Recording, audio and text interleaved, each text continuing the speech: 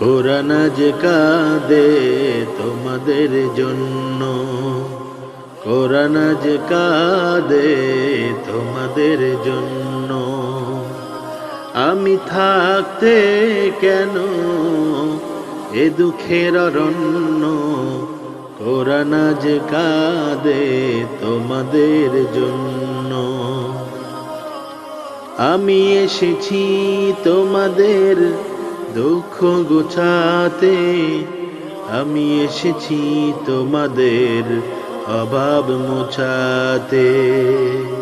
আল্লাহ রাসূল সাল্লাল্লাহু আলাইহি সাল্লামের বিহেভিয়ার কেমন ছিল, উনি মানুষের সাথে কেমন করে মিশতেন, কিভাবে ইন্টারঅ্যাক্ট করতেন, ডিলিং করতেন, এবং সেখান থেকে আমাদের প্রাত্যহিক জীবনে, আমাদের ডে টু ডে লাইফে আমরা আসলে কি শিখতে পারি, সেই বিষয়টা নিয়ে আমরা কিছু আলোকপাত করবো ইনশাআল্লাহ বিইذنিল্লাহ। আম্মা জান আয়েশা রাদিয়াল্লাহু তাআলা আনহাকে যখন জিজ্ঞেস করা হতো যে কাইফা কানা খুলুকু রাসূলিল্লাহ, হে আম্মা জান আমাদের প্রিয় নবীজির আচরণ কেমন ছিল, তিনি বলতেন কানা খুলুকুহু আল কোরআন। রাসূল সাল্লাল্লাহু আলাইহি ওয়াসাল্লামের আচরণ ছিল কোরআনের আচরণ, মানে পুরো কোরআনে থিওরিটিক্যালি যা বলা আছে আমাদের প্রিয় নবীজির জীবনে প্র্যাকটিক্যালি সেটা করে দেখানো আছে। তিনি যখন মদিনার রাস্তা দিয়ে হেঁটে যেতেন, as if a living Quran is walking on the street, মনে হতো একটা জীবন্ত কোরআন মদিনার রাস্তা দিয়ে হেঁটে হেঁটে যাচ্ছে। কানা খুলুকুহু আল কোরআন। তো উনি কিভাবে মানুষের সাথে আচরণ করতেন? উনি কি হুট করে রেগে যেতেন আমাদের মতো? কর্কশ ভাষী ছিলেন? বাজে আচরণ করতেন কারোর সাথে? ওনার ব্যবহার দিয়ে, বিহেভিয়ার দিয়ে কখনো কারো মনে কষ্ট দিয়েছেন এমনটি কি আমরা কখনো কেউ শুনেছি? না, নেভার এভার। আল্লাহ তাআলাও কিন্তু কর্কশ ভাষীকে, অশ্লীল ভাষীকে, কঠোর ভাষীকে তিনি পছন্দ করেন না, এবং মুমিন মাত্রই সে ভদ্র হবে, নম্র হবে, সুভাষী হবে। এবং এই সুন্দর আচরণ বা কোমল আচরণকে আল্লাহ রাসূল সাল্লাল্লাহু আলাইহি ওয়াসাল্লাম সব কাজের অলংকার বলেছেন। যেই ব্যক্তি থেকে কোমলতাকে সরিয়ে নেওয়া হয়েছে তার থেকে সব ধরনের খায়েরকে সরিয়ে নেওয়া হয়েছে। যার মধ্যে কোমলতা নেই, মানে সুন্দর আচরণ নেই, তার মধ্যে কোনো খায়ের নেই, তার মধ্যে কোনো কল্যাণ নেই। আমরা যদি আল্লাহ রাসূল সাল্লাল্লাহু আলাইহি ওয়াসাল্লামের পুরো বায়োগ্রাফিটা একটু স্ক্যান করি, সংক্ষেপে দেখার চেষ্টা করি, তাহলে দেখব যে তিনি বড় ছোট, নারী পুরুষ, শত্রু বন্ধু নির্বিশেষে সবার সাথে খুব অমায়িক আচরণ করতেন, চমৎকার আচরণ করতেন। এবং রাসূল সাল্লাল্লাহু আলাইহি ওয়াসাল্লামের এই চমৎকার আচরণে মুগ্ধ হয়ে অনেক ঘোরতর শত্রু তার বন্ধুতে পরিণত হয়েছিল। সুবহানাল্লাহ বিহামদি। এবং এত ভালো আচরণের অধিকারী ব্যক্তিত্ব হয়েও তিনি আল্লাহর কাছে দোয়া করতেন যে আল্লাহ, আপনি আমার দেহটাকে, আমার দেহ সৌষ্ঠব, আমার দৈহিক অবয়ব যেরকম সুন্দর করেছেন, আমার চরিত্রটাকে, আমার আচরণটাকেও আল্লাহ আপনি সুন্দর করে দিন। এত সুন্দর আচরণের অধিকারী হওয়ার পরেও তিনি বলতেন আল্লাহুম্মা হাসসানতা খালকি ফাহাসসিন খুলুকি, মানে হে আল্লাহ, আপনি আমাকে দেখতে যেরকম সুন্দর বানিয়েছেন। আল্লাহ রাসূল সাল্লাল্লাহু আলাইহি ওয়াসাল্লামের চেয়েও দেখতে সুন্দর কোনো মহাপুরুষ কি পৃথিবীতে এসেছিল? এত সুন্দর মানুষ হওয়া সত্ত্বেও তিনি আল্লাহর কাছে দোয়া করতেন, আল্লাহ আমি দেখতে যেমন সুন্দর, আমার আচরণটাও যেন তেমন সুন্দর হয়। আপনারা আয়নার সামনে দাঁড়ালে এই দোয়াটা পড়েন? আয়নার সামনে দাঁড়িয়ে এই দোয়াটা পড়তে হয় যে আল্লাহুম্মা হাসসানতা খালকি ফাহাসসিন খুলুকি, আল্লাহ আমাকে দেখতে যেরকম সুন্দর বানিয়েছেন, আমার আচরণটাও আপনি সুন্দর করে দিন। এবং আল্লাহ রাসূল সাল্লাল্লাহু আলাইহি সাল্লাম তিনি ইরশাদ করেছেন, দুটি জিনিস মানুষকে সবচাইতে বেশি আল্লাহর জান্নাতে প্রবেশ করাবে। একটি হচ্ছে তাকওয়াল্লাহ, আল্লাহর ভয়, আরেকটি হচ্ছে হুসনুল খুলুক, সুন্দর আচরণ। রিপিট, আমি আবারও বলছি, দুটি জিনিস মানুষকে সবচাইতে বেশি আল্লাহর জান্নাতে প্রবেশ করায়। একটি হচ্ছে আল্লাহর ভয়, তাকওয়াল্লাহ, আরেকটি হচ্ছে সুন্দর আচরণ, হুসনুল খুলুক। এখানে বলা হয়নি যে নামাজ মানুষকে বেশি জান্নাতে প্রবেশ করাবে, রোজা প্রবেশ করাবে, যাকাত করাবে, হজ করাবে, এমন কিছু বলা হয়েছে না, বরং সুন্দর আচরণ মানুষকে বেশি জান্নাতে প্রবেশ করায়। আমরা অনেক সময় ইসলামের এই এসেন্সটা ধরতে পারি না। দেখবেন যে খুব নামাজি কিন্তু খিটখিটে মেজাজের লোক, খুব নামাজি স্ত্রীর সাথে খারাপ আচরণ করে, খুব আল্লাহওয়ালা প্রতিবেশীর সাথে ঝগড়াঝাটি, খুব নামাজি মানুষ কলিগের সাথে সম্পর্ক ভালো নাই, এরকম লোক আমাদের সমাজে আছে না নাই বলেন? তার মানে ইসলামের যে ট্রু এসেন্স এটা ধরতে পারে নাই। আশেপাশের নেইবরের সাথে, কলিগের সাথে, বন্ধুদের সাথে, সহপাঠীদের সাথে যে ভালো আচরণ করতে হয়, গুড বিহেভিয়ার করতে হয়, এবং এটাই যে আমাকে সবচেয়ে বেশি জান্নাতে প্রবেশ করানোর মাধ্যম হতে পারে, এটা আমরা ভুলে যাই। প্রিয় বন্ধুরা, আমরা যেন এই ব্যাপারটাকে ছোট মনে না করি। সবচেয়ে বেশি জান্নাতে মানুষকে প্রবেশ করায় তাকওয়াল্লাহ, হুসনুল খুলুক, আল্লাহর ভয়, আরেকটা কি? সুন্দর আচরণ। অনেক ছোট ছোট বন্ধুদেরকে আমি দেখতে পাচ্ছি অডিয়েন্সের মধ্যে। আমরা আমাদের সহপাঠীদের সাথে, বন্ধুদের সাথে ভালো আচরণ করব তো আজকে থেকে? হ্যাঁ, সাউন্ড খুব অল্প হয়েছে, আমি শুনি নাই, আরো জোরে করবো কি না? ইনশাআল্লাহ আমরা ভালো আচরণ করব। এবং আমার সহপাঠীদের সাথে, বন্ধুদের সাথে ভালো আচরণ, এটাই আমাকে জান্নাতে প্রবেশ করাবে। ইনশাআল্লাহ বলি সবাই। একটা চমৎকার হাদিস দিয়ে আমার মূল আলোচনা শুরু করি। আল্লাহ রাসূল সাল্লাল্লাহু আলাইহি ওয়া আলিহি ওয়াসাল্লাম তিনি বলেন, আনা যাঈমুন বিবাইতিন ফি রাবাদিল জান্নাতি লিমান তারাকাল মিরাআ ওয়া ইন কানা মুহিক্কান। প্রিয় নবীজি বলেন যে আমি ওই ব্যক্তিকে জান্নাতের আঙ্গিনায় একটা ঘরের সুসংবাদ দেই যে তর্ক করার সময় নিজের সঠিক, সে হকের উপর আছে, এটা জেনেও সে তর্ক করে না। তর্ককে, আর্গুমেন্টকে, ডিবেটকে স্যাক্রিফাইস করে যে না আমি ঝগড়ায় যাব না, যদিও সেই সঠিক, এরকম স্যাক্রিফাইস যে করে জান্নাতের আঙ্গিনায়, তাকে আমি একটা ঘরের সুসংবাদ দেই। এরপর প্রিয় নবীজি বলছেন, অবি বাইতিন ফি ওয়াসাতিল জান্নাতি লিমান তারাকাল কাযিবা ওয়া ইন কানা মাজিহান। আর আমি ওই ব্যক্তিকে জান্নাতের মাঝামাঝি স্তরে একটা ঘরের সুসংবাদ দিচ্ছি যে ব্যক্তি কৌতুক করেও মিথ্যা বলে না। He was kidding, he was joking, but he never tells a lie. মজা করতেছে, জোক করতেছে, কিন্তু জোকের মধ্যেও সে কি করে না? মিথ্যা বলে না। তাকে জান্নাতের মাঝামাঝি স্তরে আমি একটা ঘরের গ্যারান্টি দিচ্ছি। এরপর আল্লাহ রাসূল সাল্লাল্লাহু আলাইহি সাল্লাম বলতেছেন, ওয়াবি বাইতিন ফি আ'লাল জান্নাতি লিমান হাসানা খুলুকা। আর আমি এট দ্য ভেরি হাই, মানে পিক অফ দ্য প্যারাডাইস, জান্নাতের একেবারে সর্বোচ্চ স্তরে একটা বাসভবনের গ্যারান্টি ওই ব্যক্তিকে দেই যে অন্যের সাথে ভালো আচরণ করে। মানে হাসানা খুলুকা, যে তার চরিত্রটাকে সুন্দর করেছে, যার আচরণটাকে সুন্দর করেছে, যার আচরণটা অমায়িক আচরণ, মাধুর্যপূর্ণ আচরণ, ওই ব্যক্তিকে আমি at the highest peak of paradise, জান্নাতের সর্বোচ্চ চূড়ায় একটা বাসভবনের গ্যারান্টি দিচ্ছি। আল্লাহু আকবার।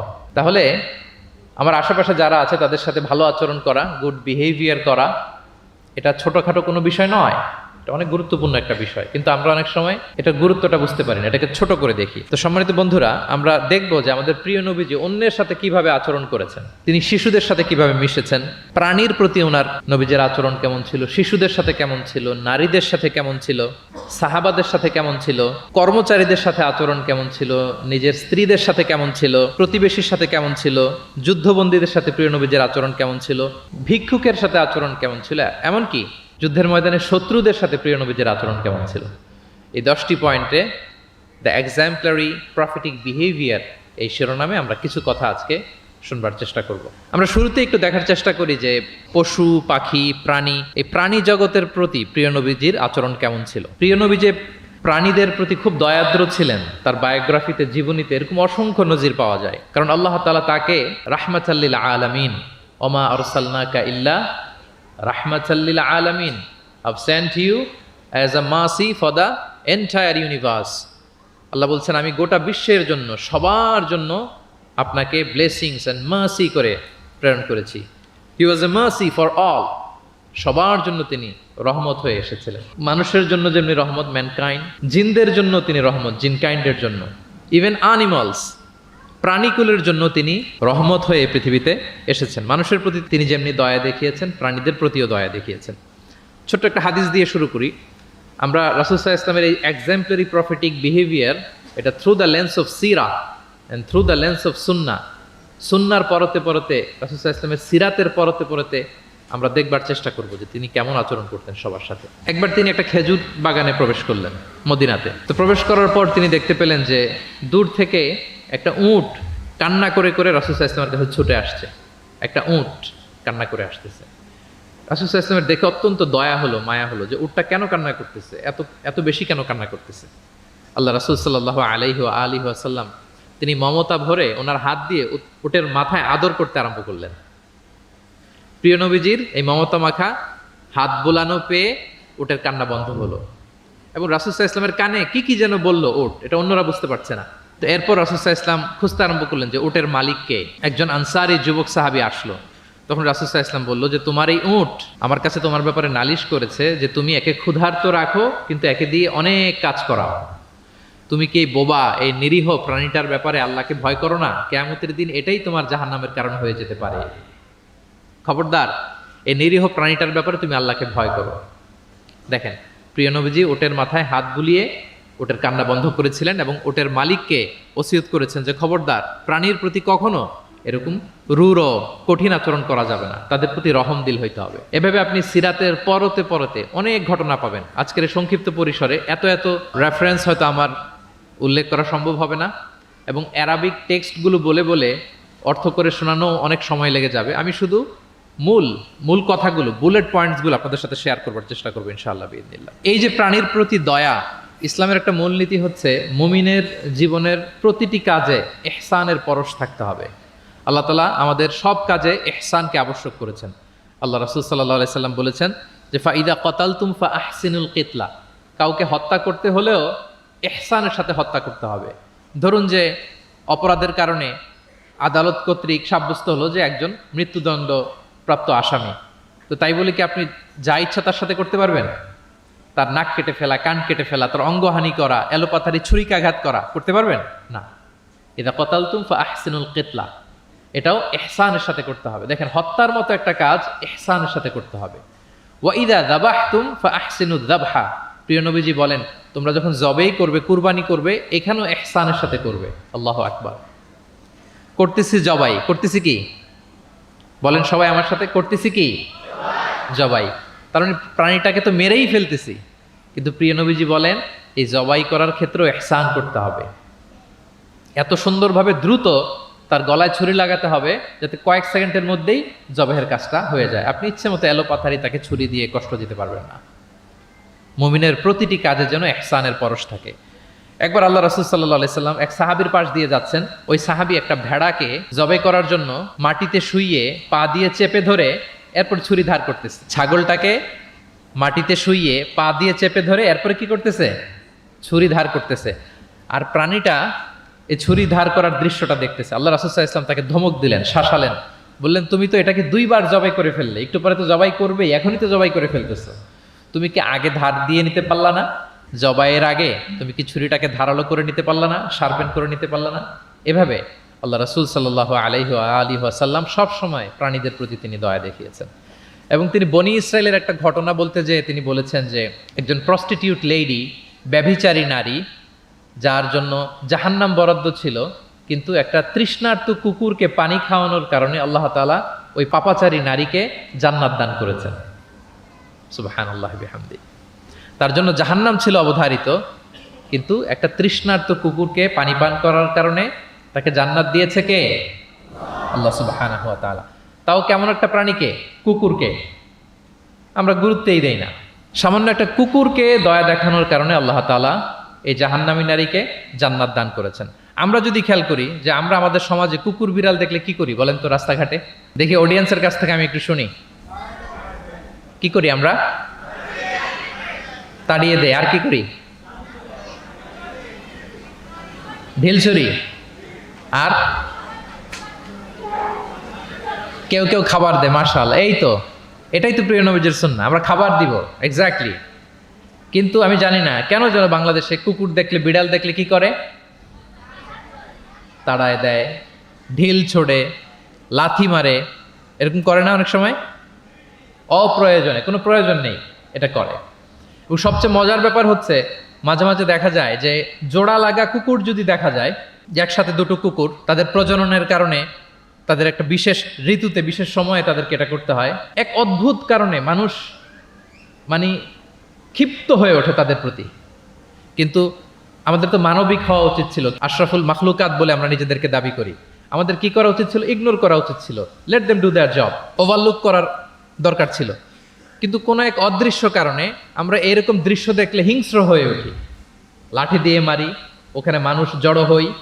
কিন্তু তাদের একটা সফল প্রজননের জন্য, বংশবিস্তারের জন্য এটা প্রয়োজন। তো আমরা যেন এই কাজটা না করি, এরকম নির্মম যেন আমরা কখনো না হই। কারণ প্রাণীদের প্রতি দয়া দেখানো এটা ছোটখাটো কোনো ব্যাপার নয়। এটাই আপনার জান্নাতের কারণ হতে পারে, এটাই আপনার জাহান্নামের কারণ হয়ে যেতে পারে। আল্লাহ রাসূল সাল্লাল্লাহু আলাইহি ওয়াসাল্লাম বলেন, মান লা ইয়ারহাম লা ইউরহাম। যে ব্যক্তি অন্যকে দয়া দেখায় না, আল্লাহ তাআলা তার প্রতি দয়া দেখায় না। ইরহাম মান ফিল আরদ ইয়ারহামুকুম মান ফিস সামা। এই দুনিয়াতে যারা আছে তোমরা তাদের প্রতি দয়া দেখাও, যিনি আকাশে আছেন তিনি তোমাদের প্রতি দয়া দেখাবেন। তাহলে এই জমিনে কি শুধু আমরাই থাকি নাকি? না পশু পাখি প্রাণী এগুলোও থাকে। এদের প্রতিও যদি আমরা দয়াদ্র হই, মমতা দেখাই, করুণা দেখাই, আমাদের প্রতিও দয়া দেখাবে কে? এবার আওয়াজ করে বলুন তো, আমরা আল্লাহর দয়া পেতে চাই কি চাই না? সবাই চাই। তাহলে প্রাণীদের প্রতি কখনো আমরা যেন নির্মম না হই, অমানবিক না হই। আমরা যেন মানবিক হই। আমরা অনেক উন্নত দেশে দেখি যে হাইওয়েতে একটা সাপ যাচ্ছে, এই সাপ দেখে একটা গাড়ি থেমে গিয়েছে, স্টপ, তার পেছনে পেছনে শত শত গাড়ি স্টপ। তারা বন বিভাগকে নক দেয়, স্থানীয় পুলিশকে ফোন দেয়, তারা এসে সাপটাকে উদ্ধার করে এরপরে গাড়িগুলো চলতে শুরু করে। একটা ভিডিও ক্লিপস আমি এমনও দেখেছি, একটা হাঁস তার বাচ্চাগুলোকে নিয়ে হাইওয়ে পার হচ্ছে, হাঁস তো খুব আস্তে আস্তে হাঁটে, একেবারে পিপিলিকার মতো একটু একটু করে হাঁসের বাচ্চাগুলো যাচ্ছে, শত শত গাড়ি at the middle of the highway stop. আল্লাহু আকবার। কিন্তু বাংলাদেশে দেখবেন যে রাস্তা দিয়ে সাপ যায় না, কুকুর যায় না, বিড়াল যায়, কোনো কেয়ার নাই, একেবারে ড্যাম কেয়ার। যে প্রাণীদের প্রতি দয়া দেখায় না, আল্লাহ তাআলা তার প্রতি দয়া দেখান না। তাহলে প্রিয় নবীজি প্রাণীদের প্রতি কতটা দয়াদ্র ছিলেন, মমতাময় ছিলেন, এটা সবার কাছে ক্লিয়ার? ওকে, মাশাআল্লাহ। লেটস মুভ অন, আমরা সামনের দিকে আগাই। এবার আমরা একটু করে জানার চেষ্টা করি যে শিশুদের সাথে প্রিয় নবীজির আচরণ কেমন ছিল। আমরা সিরাতে এবং হাদিসের দিকে যদি তাকাই তাহলে দেখব প্রিয় নবীজি শিশুদেরকে তাহনিক করে দিতেন। তাহনিক, তাহনিক শব্দটির সাথে কি আপনারা পরিচিত, নাম শুনেছেন? তাহনিক হচ্ছে কোনো স্কলারের কাছে দোয়ার জন্য নবজাতক শিশুকে নিয়ে যাওয়া, সে স্কলার খেজুর খেয়ে তার মুখের লালা মিশ্রিত খেজুরের রস দোয়া হিসেবে নবজাতক শিশুর মুখে দিয়ে দিবে, এটাকে বলে তাহনিক। এটাকে কি বলে? আমি করেছি অনেক জায়গায়, অনেক মা বাবা তাদের সন্তানদেরকে নিয়ে এসেছে খেজুর নিয়ে, তা আমরা বিশ্বনবীর সুন্নাহ হিসেবে এটা করে দিয়েছি। আল্লাহ রাসূল সাল্লাল্লাহু আলাইহি সাল্লামের কাছে তাহনিক করতে সাহাবারা আসতো, তিনি শিশুদেরকে পরম মমতায় তাহনিক করে দিতেন। মদিনাতে যখন সাহাবারা আসলো, তাদের কারো ঘরে কোনো সন্তান জন্মাচ্ছিল না। আল্লাহ রাসূল সাল্লাল্লাহু আলাইহি সাল্লামের শ্যালিকা আবু বকর রাদিয়াল্লাহু তাআলা আনহুর কন্যা আয়েশা রাদিয়াল্লাহু তাআলা আনহার বড় বোন আসমা বিনতে আবি বকর, তিনি প্রেগনেন্ট অবস্থায় মক্কা থেকে মদিনায় হিজরত করলেন এবং কোবাতে আসার পরপরই উনি বাচ্চা ডেলিভারি করলেন, পুত্র সন্তান। ওনার ঘর আলোকিত করে জন্ম নিল আব্দুল্লাহ ইবনে জুবাইর। মদিনায় আনন্দের হিল্লোল বয়ে গেল, কারণ ইহুদিরা বলছিল এই যে মুসলমানদের ঘরে কোনো সন্তান হয় না, সন্তান হয় না। কিন্তু যখনই আসমা বেবি ডেলিভারি করলেন, মুসলমানদের মধ্যে আনন্দের বন্যা। তো ওনার সন্তান আব্দুল্লাহ ইবনে জুবাইরকে সাথে নিয়ে কোলে করে নিয়ে তিনি প্রিয় নবীজির কাছে আসলেন, এসে বললেন, ইয়া রাসূলুল্লাহ, আপনি আমার সন্তানের জন্য দোয়া করে দিন। আল্লাহ রাসূল সাল্লাল্লাহু আলাইহি ওয়াসাল্লাম একটা খেজুর নিয়ে, খেজুর চিবিয়ে ওনার লালা মোবারক মিশ্রিত বরকতময় লালা নিয়ে, খেজুরের রস নিয়ে আব্দুল্লাহ ইবনে জুবাইরের মুখের মধ্যে দিয়ে দিয়েছেন। এবং এজন্য আসমা বিনতে আবু বকর সবসময় গর্ব করে বলতেন যে আমার কলিজার টুকরা সন্তান আব্দুল্লাহর পাকস্থলীতে সর্বপ্রথম পৌঁছেছে প্রিয় নবীর লালা মিশ্রিত খেজুরের রস। সুবহানাল্লাহ ওয়া বিহামদিহি। আল্লাহ রাসূল সাল্লাল্লাহু আলাইহি ওয়াসাল্লাম এরকম তাহনিক করতেন। আপনারাও সুযোগ হলে আপনাদের স্থানীয় যে স্কলাররা আছেন, ভালো স্কলার, আল্লাহওয়ালা মানুষ, তাদের কাছে সন্তানদেরকে নিয়ে তাহনিক করাবেন। প্রিয় নবীজি তাহনিক করতেন। শিশু সন্তানদেরকে তিনি কোলে নিতেন, হাদিসে এসছে অনেক বাচ্চাকে তিনি কোলে নিয়েছেন এবং ওই বাচ্চা আল্লাহর হাবিব সাল্লাল্লাহু আলাইহি সাল্লামের জামার মধ্যে প্রস্রাব করে দিয়েছে, এটাও হাদিসে এসছে। এরকম ইনসিডেন্টও ঘটেছে। তিনি বাচ্চাদেরকে আগে সালাম দিতেন। কি করতেন? আমরা দেই, এই যে ছোট বাচ্চারা বলতেছে না, ওদের পক্ষে গেছে কথা, এই জন্য কি তোমাদের আব্বু আম্মু তোমাদেরকে আগে সালাম দেয় না? দেয় নাকি দেয় না? তাহলে আমরা আগে সালাম দিব বাচ্চাদের। আমাদের সালাম দেয়া দেখেই তারাও সালামের ব্যাপারে আস্তে আস্তে অভ্যস্ত হবে। প্রিয় নবীজি বাচ্চাদের আগে সালাম দিতেন, গালে হাত বুলিয়ে দিতেন, মাথায় হাত বুলিয়ে দিতেন, হাদিসে এসছে। জাবির ইবনে সামরা একজন সাহাবী, তিনি ওনার শৈশবকালের স্মৃতিচারণ করছেন। তিনি বললেন, একবার মসজিদে নবীর পাশে আমরা কিছু বাচ্চারা দাঁড়িয়েছিলাম, প্রিয় নবীজি নামাজ শেষ করে বেরোলেন, প্রতিটি বাচ্চার গালে তিনি হাত বুলিয়ে দিচ্ছেন। দিতে দিতে এলো আমার পালা। তিনি শৈশবের স্মৃতিচারণ করে বলছেন যে প্রিয় নবীজি যখন আমার গালে হাত লাগালেন, আমি একটা হিম শীতল পরশ অনুভব করলাম। এবং তিনি বললেন যে মদিনার বাজারে যখন আতরওয়ালারা আসতো, আতরের যে প্যাকেট বা লাগেজ উনি যখন খুললে একটা চমৎকার স্মেল আসতো, প্রিয় নবীজির হাত থেকে আমরা ওইরকম একটা সুগন্ধির গন্ধ পেলাম। আল্লাহু আকবার। তাহলে বাচ্চাদের দেখলে তিনি মাথা এবং গালে হাত বুলিয়ে দিতেন। তিনি বাচ্চাদেরকে দেখলে চুমু খেতেন, বাচ্চাদের সাথে খুব মজা করতেন, খেলাধুলা করতেন। হাদিসে এসছে ওনার চাচাতো ভাই যারা আছে ছোট ছোট, তাদেরকে তিনি লাইন ধরে দাঁড় করাতেন আর বলতেন, মান সাবাকা ইলাইয়া ফালাহু কাদা ওয়া কাদা, দেখি কে এসে আমাকে আগে ধরতে পারে, যে ফার্স্ট হবে তাকে এটা দিব, যে আগে ধরতে পারবে তাকে এটা দিব। আল্লাহু আকবার। এবং তারাও আনন্দে উৎফুল্ল হয়ে দৌড়াতে দৌড়াতে কেউ প্রিয় নবীজির বুকের উপরে এসে ঝাপটে পড়তো, কেউ কাঁধে উঠতো, কেউ পিঠে উঠতো, এভাবে দৌড়ে বিশ্বনবী সাল্লাল্লাহু আলাইহি ওয়াসাল্লামের কাছে তারা আসতেন। এবং মাঝে মাঝে তিনি শিশুদের মধ্যে কোনো ভুলভাল কিছু দেখলে শুধরে দিতেন। ওমর ইবনে আবি সালামা রাদিয়াল্লাহু তাআলা আনহু তিনি বলছেন, আমি যখন ছোট ছিলাম একবার প্রিয় নবীজির কোলে বসা ছিলাম, আমাদের সামনে খাবার দেয়া হলো, তো আমি খাবারের এখান থেকে নেই ওখান থেকে নেই, এদিক সেদিক থেকে খাবার নিচ্ছি। আল্লাহ রাসূল সাল্লাল্লাহু আলাইহি ওয়াসাল্লাম আমাকে বললেন, ইয়া গোলাম, হে বৎস, সাম্মিল্লাহ, তুমি বিসমিল্লাহ বলো। তাহলে খাওয়ার শুরুতে আমরা কি বলবো? ওয়া কুল বিয়ামিনিক, এবং ডান হাতে খাও। কোন হাতে? কোন হাতে? ডান হাতে। আচ্ছা, ওয়াকুল বিয়ামিনিক ওয়াকুল মিম্মা ইয়ালিক, আর তোমার সামনে যেটা আছে ওখান থেকে খাও। ডানে বায়ে সামনে পিছনে এদিক থেকে ছোটাছুটি করে টানাটানি করো না। তিনি বলেন যে বিশ্বনবী যখন আমাকে এই গাইডলাইন দিলেন, তারপর থেকে আজীবন আমি এই সিস্টেমেই খেয়েছি, আজীবন এই সিস্টেমেই খেয়েছি। তাহলে এটিকেটস অফ হ্যাভিং ফুড, খাবারের যে এটিকেটস, রাসূল সাল্লাল্লাহু আলাইহি ওয়াসাল্লাম বাচ্চাকে শিখিয়ে দিলেন। আরেক হাদিসে এসছে, সাদাকার খেজুর স্তূপ করা ছিল মদিনায়, জাকাতের খেজুর।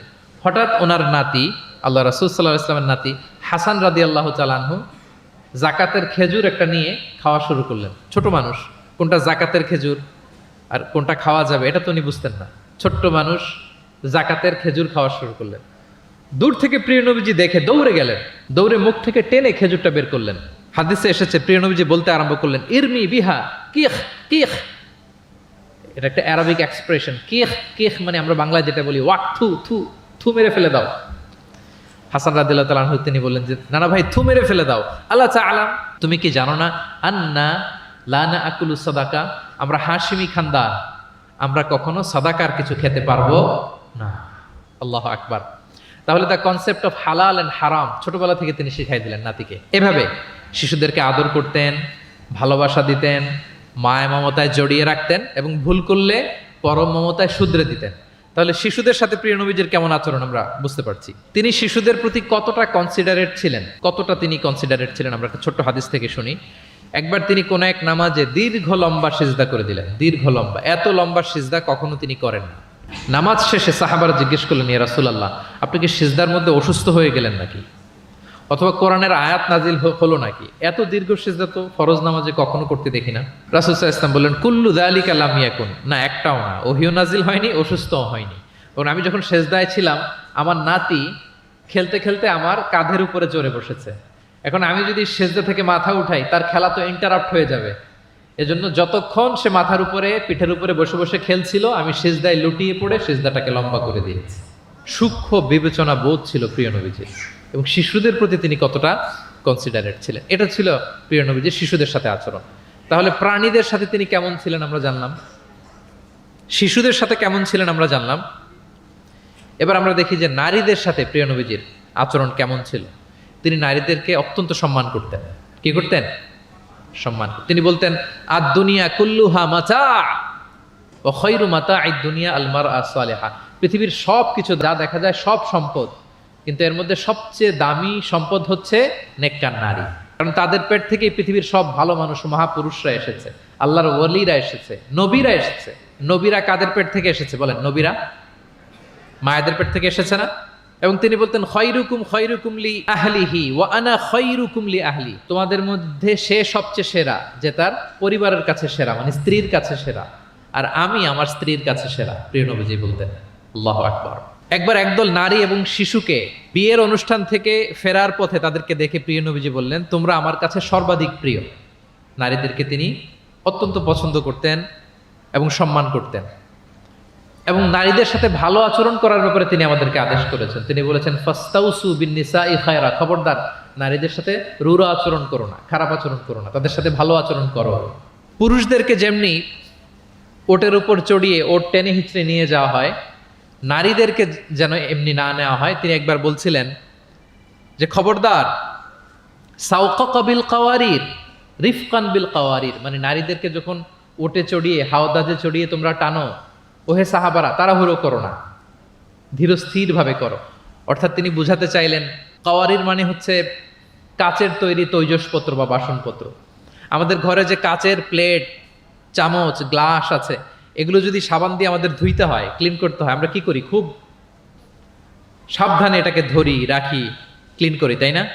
এটাকে খুব সফটলি ডিল করতে হয়।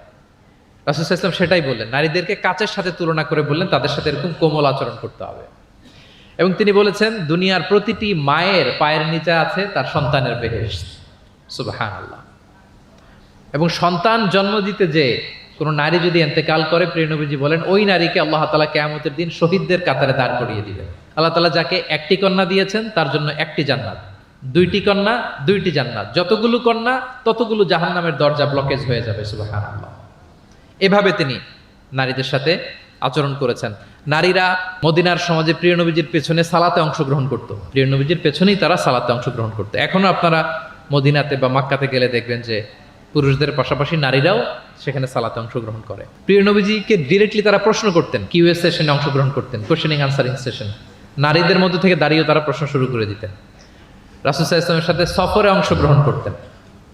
এভাবে প্রিয় নবীজি নারীদেরকে একটা মর্যাদার আসনে রেখেছেন, তাদের সাথে এইভাবে তিনি ডিল করতেন। এবার আমরা একটু জানার চেষ্টা করি যে সাহাবাদের সাথে প্রিয় নবীজির আচরণ কেমন ছিল, মানে যারা ছিল প্রিয় নবীজির সাথী তাদের সাথে আচরণ কেমন ছিল। আমরা জানি যে সাহাবারা হচ্ছে প্রিয় নবীজির হাতে গড়া ছাত্র, হাতে গড়া টিম। নবীজির সুখে দুঃখে সবসময় তারা থাকতো এবং প্রিয় নবীজিকে আগলে রাখতো। প্রিয় নবীজির একম্পেনি তারা কখনো মিস করতে চাইতো না। এমনকি কখনো কখনো কোনো সাহাবার ক্ষুধা লাগলে তারা প্রিয় নবীজির কাছে এসে বসে থাকতো। তারা বলতো যে প্রিয় নবীজির চেহারার দিকে তাকিয়ে থাকলে আমাদের ক্ষুধা মিটে যেত।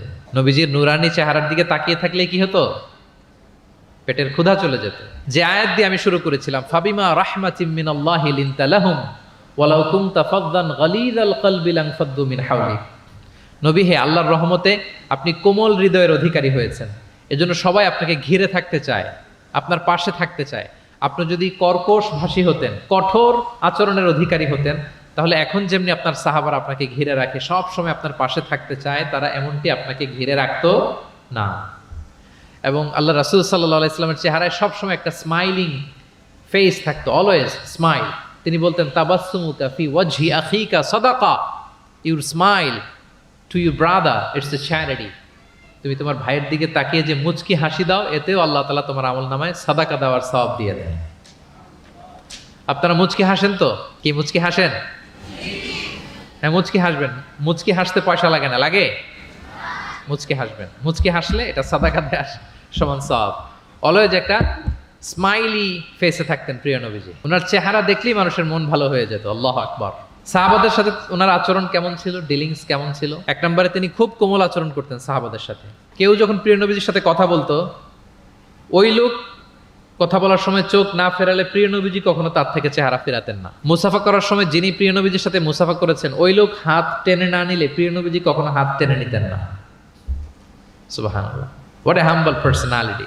তিনি সাহাবাদের প্রতি এতটাই কোমল ছিলেন, একটা ছোট্ট হাদিস থেকে আমরা একটু বোঝার চেষ্টা করি। তিনি সাহাবাদের নিয়ে বসা ছিলেন, এক বেদুইন এসে মসজিদে নববীতে 2 রাকাত নামাজ পড়ল। 2 রাকাত নামাজ পড়েই বিষ্ণু ইসা ইসলামের কাছেও আসে না, সালামও দেয় না, কারণ বেদুইন তো, সভ্যতার কোনো অ্যাটিকেটস, কোনো ছোঁয়া তার মধ্যে লাগেনি। সে নামাজ পড়ে আল্লাহর কাছে দোয়া করতেছে, এবং দোয়া কিরকম দেখেন, সে দোয়ায় বলতেছে আল্লাহুম্মা আরহামনি ওয়া মুহাম্মাদা ওয়ালা তারহাম মা'আনা আহাদা, মানে আল্লাহ তুমি আমারে রহম করো আর মুহাম্মদ সাল্লাল্লাহু আলাইহি ওয়াসাল্লামকে রহম করো, আমাদের দুজনের সাথে আর কাউরে রহম করো না তুমি। বেদুইন, তার মধ্যে এটিকেটস অফ দোয়া, দোয়ার যে একটা আদব আছে এটা তার জানা নাই। সে বলে আল্লাহ আমাকে মাফ করো, মুহাম্মদ সাল্লাল্লাহু আলাইহি ওয়াসাল্লামকে মাফ করো, আর কাউকে না। তো দূর থেকে রাসূল সাল্লাল্লাহু আলাইহি ওয়াসাল্লাম দেখে হেসে বললেন, হায় রে, একটা প্রশস্ত ব্যাপারকে সে সংকীর্ণ বানায় ফেললো। কারণ আল্লাহর দরবারে কি রহমের কোনো কমতি আছে? সবাই বলুন তো আওয়াজ করে, আল্লাহর দরবারে রহমতের কোনো কমতি ঘাটতি আছে? কোনো কমতি নাই, কোনো ঘাটতি নাই। তো সে তো দোয়াতে আমাদের সবাইকে ইনক্লুড করলেও পারতো। যাই হোক, নামাজ পড়ে দোয়া করে এবার মসজিদে নববীর মাঝখানে পেশাব করতে আরম্ভ করলো। কোথায়? মসজিদের মাঝখানে। সাহাবার তো রেগে মেগে আগুন, তাকে ধরতে যাবে, মারতে যাবে। রাসূল সাল্লাল্লাহু আলাইহি ওয়াসাল্লাম বললেন দাউ, রাখো, বোঝেন আলোকটা করতে দাও, করে ফেললো।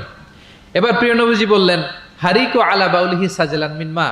মসজিদে, তখনকার মসজিদে নববী তো বালুর ফ্লোর ছিল, জানেন আপনারা? আমাদের এখনকার মসজিদ তো এই যে এরকম পাকা টাইলস করা, কার্পেটিং, আরো কত কি, কিন্তু তখনকার মসজিদে নববী ছিল কিসের? ফ্লোরটা বালুর। তো রাসূল সাল্লাল্লাহু আলাইহি ওয়াসাল্লাম বললেন যে বালুর মধ্যে যেহেতু পেশাব করে দিয়েছে, 1 বালতি পানি ঢেলে দাও। 1 বালতি পানি ঢেলে দেওয়া হলো। আর সাহাবাদেরকে তিনি শান্ত হতে বললেন যে থামো, তার প্রতি আগ্রাসী হয়েও না, কারণ ফাইন্নামা বুইসতুম মুয়াসসিরিন, তোমরা সহজপন্থী হয়ে প্রেরিত হয়েছো। ওয়ালাম তুবআসু মুআসসিরিন, তোমরা কট্টরপন্থী হয়ে প্রেরিত হও নাই। আল্লাহু আকবার। তিনি বুঝালেন যে এই উম্মাত হবে সহজপন্থী, কট্টরপন্থী নয়। যে কোনো জিনিসকে খুব সিম্পলি ডিল করতে হবে।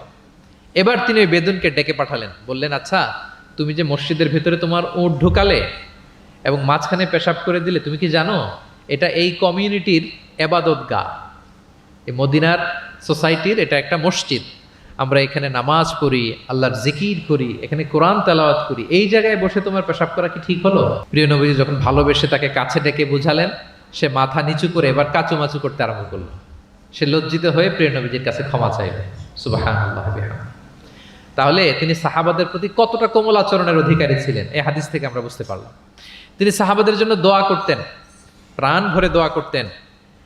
একবার তিনি ওয়াশরুম সেরে, রাসূল সাল্লাল্লাহু আলাইহি ওয়াসাল্লাম তো সব সময় অজু অবস্থায় থাকতেন, শুধু ওয়াশরুম সেরে আবার অজু করা পর্যন্ত যে টাইমটা, এতটুকু ছাড়া। ওয়াশরুম সেরে আসলেন, এসেই দেখেন একটা পাত্রের মধ্যে কে যেন অজুর পানি রেখে দিছি। খুশি হয়ে গেলেন তিনি বললেন যে আমার যে এখন অজুর পানি লাগবে, এটা কে বুঝলো, কে রাখলো? বলা হলো যে এটা আব্দুল্লাহ রেখেছে, ছোট্ট আব্দুল্লাহ, ওনার কাজিন আব্দুল্লাহ ইবনে আব্বাস, ওনার চাচাতো ভাই। উনি এত খুশি হলেন ছোট্ট আব্দুল্লাহর এই কাজে, যে আমার যে এখন অজুর পানি লাগবে এটাও কি করে বুঝলো।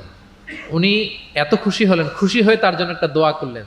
তিনি বললেন যে আল্লাহুম্মা ফাক্কিহু ফিদ্দীন ওয়া আল্লিমহু তা'ওয়িল, আল্লাহুম্মা আল্লিমহুল কিতাব, মানে আল্লাহ তুমি তাকে কোরআনের জ্ঞান শিক্ষা দিও, কোরআনের খুঁটিনাটি জ্ঞান তুমি আব্দুল্লাহকে শিক্ষা দিও। এবং প্রিয় নবীজির দোয়ার বরকতে আব্দুল্লাহ ইবনে আব্বাস রাদিয়াল্লাহু তাআলা আনহু তিনি রাইসুল মুফাসসিরিন, গোটা বিশ্বের সব মুফাসসিরদের সম্রাট হয়ে গিয়েছেন। পৃথিবীতে যত মুফাসসির আসবে তার মধ্যে হেড অফ মুফাসসির, চিফ সম্রাট হচ্ছেন আব্দুল্লাহ ইবনে আব্বাস রাদিয়াল্লাহু তাআলা। ওই প্রিয় নবীজির দোয়া। আমি গত সপ্তাহে ওনার মসজিদ ভিজিট করে এসেছি, তায়েফে। উনি শেষ জীবনে তায়েফে থাকতেন, ওখানে ইন্তেকাল করেছেন, ওখানে ওনাকে কবরস্থ করা হয়েছে। বিশাল মসজিদ আছে, মসজিদ আব্দুল্লাহ ইবনে আব্বাস রাদিয়াল্লাহু তাআলা। এভাবে তিনি দোয়া করতেন। আনাস রাদিয়াল্লাহু তাআলা আনহুর মা মদিনায় যখন প্রিয় নবীজি আসলেন, সবাই প্রিয় নবীজিকে বিভিন্ন গিফট দেয়, কেউ এটা দেয় ওইটা দেয়, বিভিন্ন ধরনের হাদিয়া দেয়। তো উম্মে সুলাইম গরিব মানুষ, উনি এসে বলেন, ইয়া রাসূলুল্লাহ, সবাই আপনার সাথে দেখা করে কিছু না কিছু হাদিয়া দেয়, আমার তো হাদিয়া দেওয়ার কোনো সামর্থ্য নাই, আমি কি দিব আপনাকে? আমার এই ছোট্ট ছেলেটাকেই আপনার আমি হাদিয়া দিয়ে দিলাম। ছেলেটার নাম হচ্ছে আনাস। কি নাম? আনাস রাদিয়াল্লাহু তাআলা। প্রিয় নবীজির খাদেম, কর্মচারী ছিলেন। তো বললেন, ইয়া রাসূলুল্লাহ, আপনি রেখে দেন, আমার কলিজার টুকরা আনাসই হচ্ছে আমার পক্ষ থেকে আপনার জন্য গিফট, আপনি তার জন্য একটু দোয়া করেন।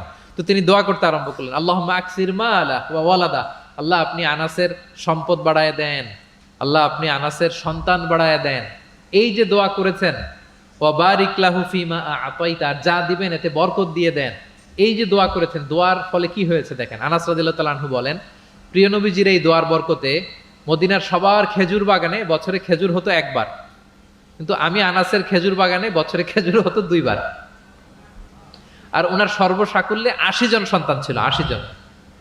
কয়জন? যেহেতু অনেকগুলো ফ্যামিলি ছিল ওনাদের।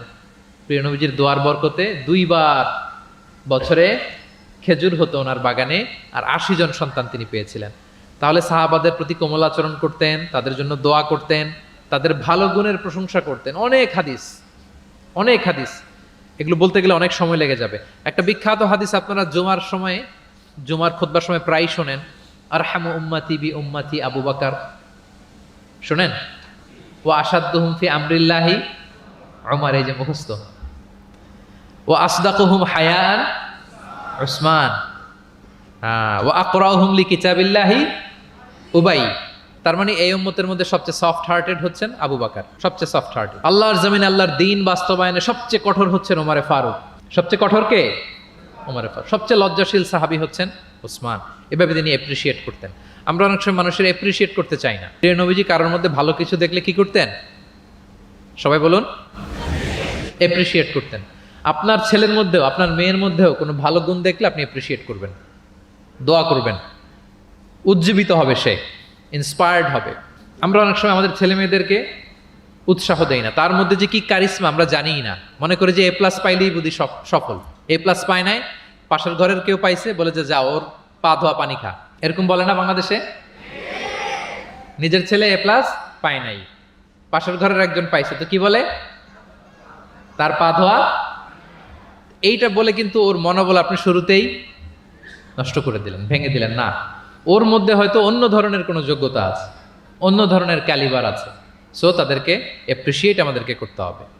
প্রিয় নবীজি যে কোনো সাহাবীর মধ্যে যে কোনো ভালো গুণ দেখলে তিনি অ্যাপ্রিসিয়েট করতেন।